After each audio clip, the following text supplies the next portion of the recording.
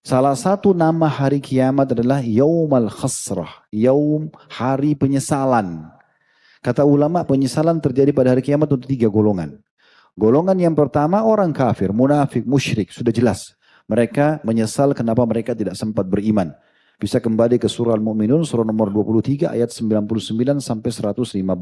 Penjelasan tentang penyesalan mereka pada saat masuk neraka. Golongan kedua adalah orang-orang mukmin yang dikenal dengan istilah usatul mukminin. Orang mukmin yang banyak dosanya, masuk neraka dulu baru masuk surga. Sebenarnya mereka bisa kalau mereka perbaikin di dunia, setelah saat berbuat dosa itu beristighfar, bertaubat, mereka tidak masuk neraka dulu. Karena berhasil dimaafkan oleh Allah karena mereka bertaubat.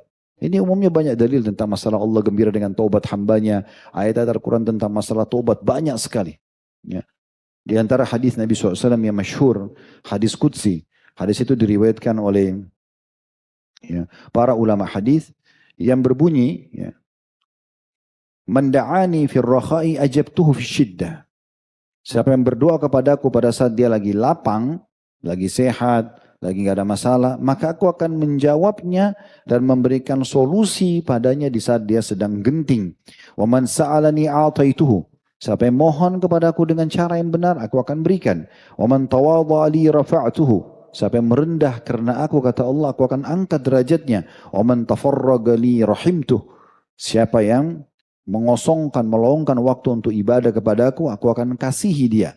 Wa man istaghfarani ghafartu lahu. Dan siapa yang mau mohon ampun padaku, aku akan maafkan. Allah Subhanahu wa taala akan maafkan, gitu kan?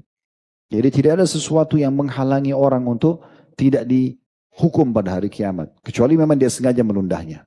Ini menyesal mereka ini, golongan yang harus masuk neraka dulu karena dosanya lebih baik daripada amal soleh. Dan itu ada dari umat Muhammad sallallahu alaihi wasallam.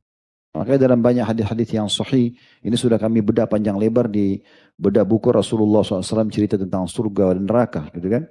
Di antaranya hadis Nabi SAW yang berbunyi akan ada dari umatku yang tubuhnya itu bisa memenuhi setengah neraka, besar sekali, karena banyak dosa yang dia lakukan. Tapi dari umat Islam.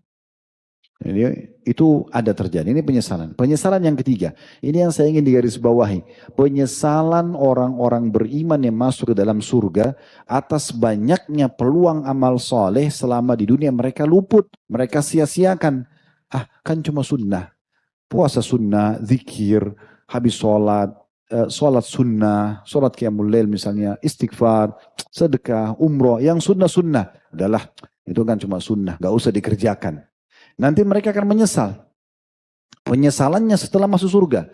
Karena mereka harusnya kalau kerjakan selama dunia, mereka akan sampai ke derajat yang lebih tinggi. Tapi mereka menyesal juga pada saat itu. Tapi sudah tidak ada gunanya penyesalan itu.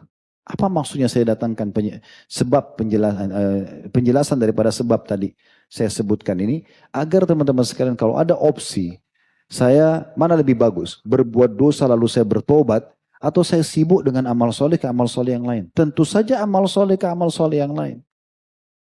Jadi nggak usah masuk ke dosa dan kemudian taubatnya. Kecuali kalau sudah terlanjur terjadi, itu taubat. Dan jangan diulangi.